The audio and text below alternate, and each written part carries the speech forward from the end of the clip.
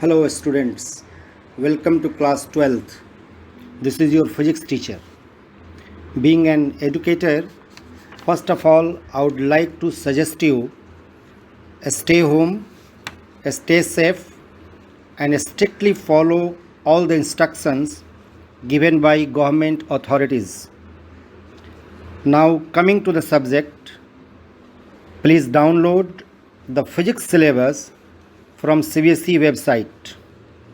As far as the syllabus is concerned, the first unit is electrostatics, which contains two different chapters as given in NCERT. From this unit, today we shall discuss a small but very important topic, Coulomb's law. Here is the Coulomb's law.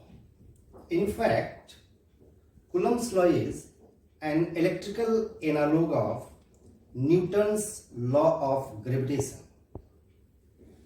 It is a quantitative statement about force of interaction between 2-point charges at rest. I am confident that you know about the point charges. Still, we shall define the point charges right now. Those charged bodies whose size is much smaller than distance separating them is basically known as the point charge. It is not necessary that a small charged body is point charge. It is not necessary the large body cannot be a point charge. But when the distance between the two charged body is very small with respect to their linear size, the charged bodies are known as the point charge. And this Coulomb's law basically is applicable for stationary point charges. So over here, I have taken the 2-point charges, Q1 and Q2. These Q1 and Q2 point charges are separated by a distance R. R means this distance is taken from center of charge Q1 to center of charge Q2. And Coulomb says that when these two charges will interact with each other with a force, the force is directly proportional to the product of magnitude of charges, and that force is inversely proportional to a square of distance between them.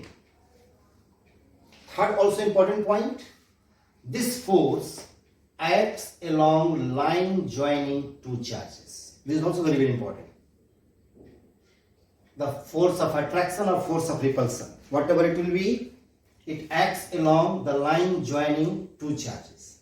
So when it combines these two, F is directly proportional to Q1 Q2 by R square, and F, this constant of proportionality, is replaced by a constant K, so it becomes F is equal to K Q1 Q2 by R square. You can put the equation number 1. Here K is a constant, and this constant depends upon nature of the medium and the system of units. The value of K can be calculated with the help of this equation. K is equal to K by 1 by 4 pi epsilon naught. In general, for any medium, the value of K can be calculated with the help of this equation. K is equal to 1 by 4 pi epsilon naught. Epsilon is known as the permittivity. We shall discuss this permittivity later on. Let us complete this equation first. Suppose these two charges are placed in vacuum or free space. I repeat, Suppose these two charges are placed in vacuum of free space, then this value K will be written like this. K is equal to 1 by 4 pi epsilon naught. So this epsilon naught specifies the permittivity of the vacuum. So equation over here, 1 by 4 pi epsilon naught, its value is 9 into 10 to the power 9 Newton meter square per coulomb square. This unit we have taken from here. Here Newton R square meter square. So Newton meter square, coulomb into coulomb square. So it becomes 9 into 10 to the power 9 Newton meter square per coulomb square. And this epsilon naught is known as permittivity of free space. And its value is also constant, nearly equal to 8.85 10 to the power minus 12, and the unit will change reverse of this, coulomb square per Newton meter square.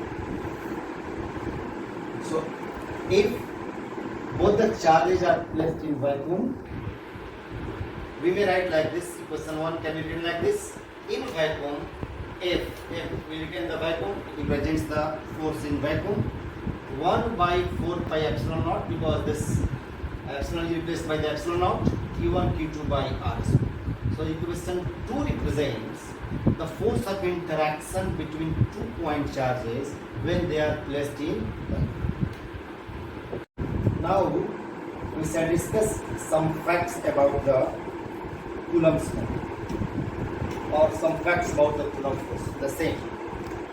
First point regarding this, Coulomb force depends upon medium in which charges are placed, depends upon magnitude of the charges, and also depends upon the separation between the charges.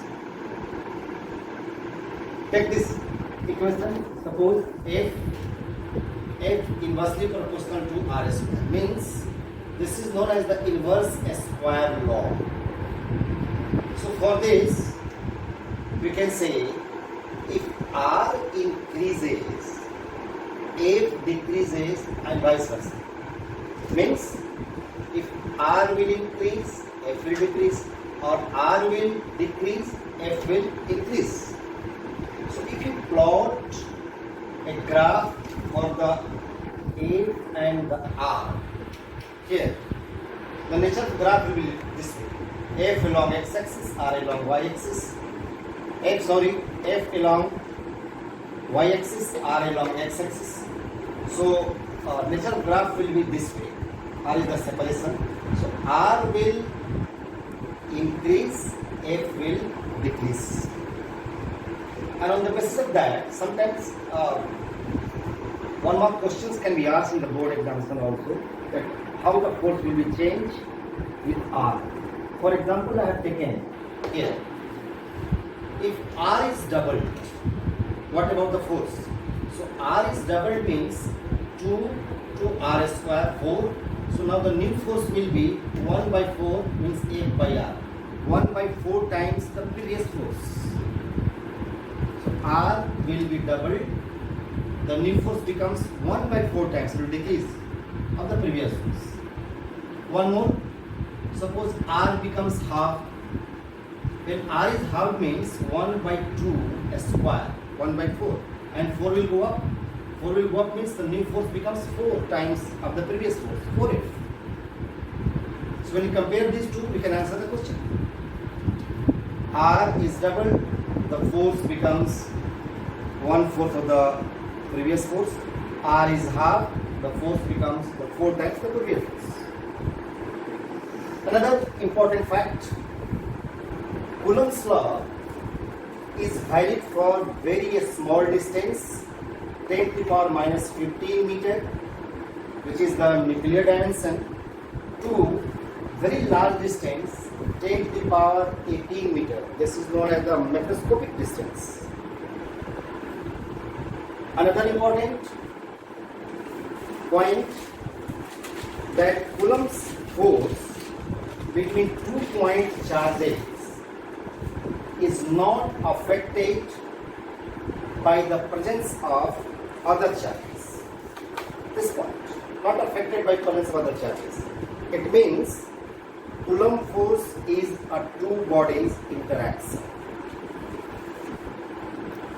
And one more point, also very important, Coulomb force obeys Newton's third law of motion.